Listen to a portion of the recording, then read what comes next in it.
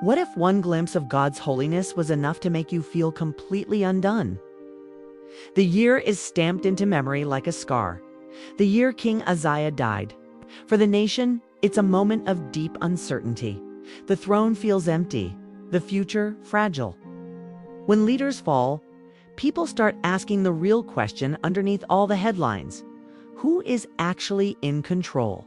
The prophet Isaiah walks into the temple carrying that very question. The air is thick with incense, candlelight, and routine. Priests move with practiced hands and worship continues, because that's what people do when life stops making sense. But Isaiah isn't ready for what happens next. Suddenly, the temple stops feeling like a building and starts feeling like a doorway. Reality pulls back like a curtain, and Isaiah sees something no human heart is built to absorb casually. He sees the Lord, not an idea of God, not a doctrine. He sees the Lord seated on a throne, high and lifted up and bothered by Uzziah's death, untouched by political chaos.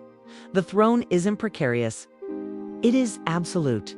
The train of his robe fills the entire temple, like glory spilling beyond its edges, like holiness too massive to be contained. Then Isaiah notices the beings above him, Seraphim, heavenly creatures, burning ones. They are not soft or cute. Their presence is intense, like living flames shaped into obedience. Each one has 6 wings. With 2, they cover their faces. With 2, they cover their feet. With 2, they fly. Even in heaven, these beings cover themselves, not because God is unsafe, but because His holiness is overwhelming. Humility is the only possible posture. Then the sound begins. Not music, but voices. They call to one another, not with new lyrics, but with one eternal, thunderous truth. Holy, holy, holy is the Lord of hosts. The whole earth is full of His glory. They don't say loving 3 times or powerful 3 times. They say holy. Because holiness isn't just one of God's attributes, it's the blazing center of who He is. His total otherness, His purity, His unmatched worth. As they cry out, the temple itself begins to react. The doorposts shake at the sound. The foundations tremble. Smoke rolls through the room like a storm cloud. This is not a gentle, quiet moment. This is an encounter. And Isaiah does what every human does when exposed to real holiness. He breaks. Not in anger, but in truth. Because standing in perfect light reveals exactly what you are. His voice cracks as he speaks a confession torn right out of him. Woe is me. I am undone, unraveled. He feels his soul can't stay stitched together in the presence of God's purity. Explains why. For I am a man of unclean lips, and I dwell in the midst of a people of unclean lips. He doesn't start with they, he starts with me. His words, his praise, his prophecy, everything he's called to use feels stained. Then he adds the line that explains his terror and awe. For my eyes have seen the King, the Lord of hosts. He's seen the King, and he knows you don't just casually see God and walk away the same. But this is where the story turns from dread to redemption.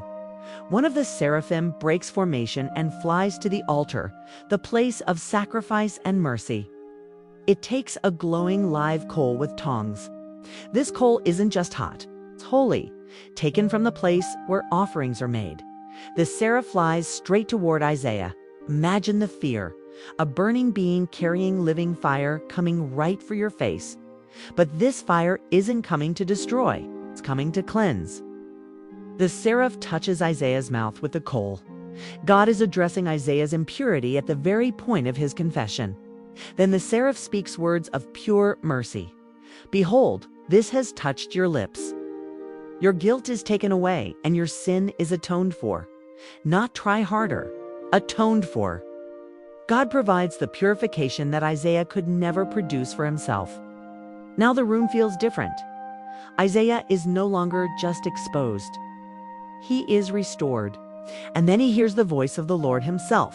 God asks a question, not about worthiness, but about mission. Whom shall I send, and who will go for us? And Isaiah, still trembling, alive only by mercy, does something wild. He volunteers, "Here am I, send me." Notice the order.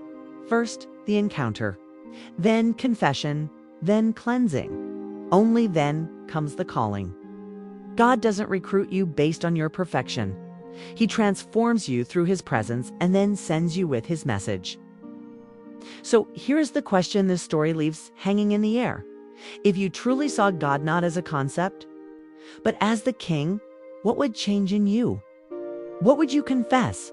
What would you surrender? And what would you finally volunteer for? Because the throne room isn't just a place Isaiah visited. It's a reality we often forget. And when we remember it, we can stop being afraid of losing control and stand in awe of the one who never lost it. Thanks for watching. If this resonated with you, consider liking, sharing, and subscribing for more Scripture Power Stories.